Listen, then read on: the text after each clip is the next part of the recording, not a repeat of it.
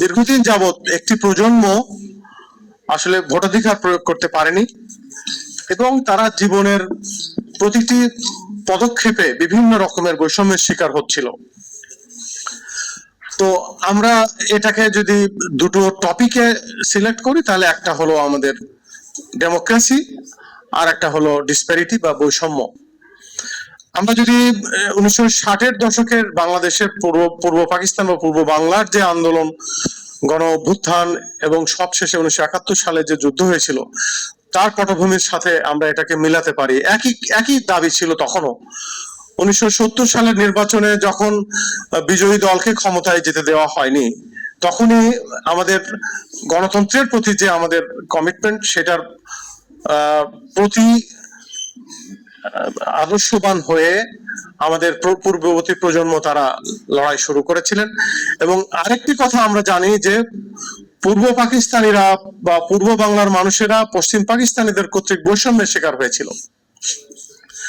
এই দুটো মানে ক্ষোভ থেকেই আসলে সেই সময়ে আমাদের যুদ্ধ হয়েছিল। কিন্তু আমরা দেখতে পেলাম যে স্বাধীনতার 54 বছর পর্যন্ত আমাদের গণতন্ত্রের উত্থান পতন হয়েছে নানানভাবে, এবং সর্বশেষ 15-16 বছর আমরা দেখেছি যে আসলে গণতন্ত্রের অনুপস্থিতি। আর বৈষম্যের ব্যাপারটা যদি আমরা দেখি, যে আমরা জানি আয় বৈষম্যের একটা ইন্ডিকেটর আছে গিনি বা জিনি কোএফিসিয়েন্ট।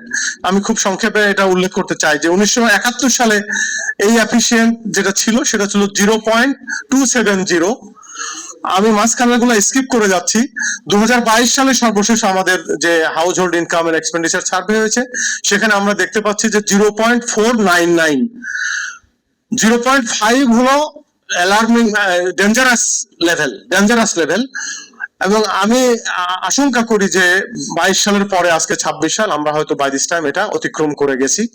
তাহলে আমার এই পটভূমির বলার উদ্দেশ্য হলো এই যে আমরা 54 বছরেও ওই যে জায়গাতে আমরা ছিলাম, বৈষম্য এবং গণতন্ত্রহীনতা, আমরা এই 24 সালের আগ পর্যন্ত আমরা সেখানেই ছিলাম।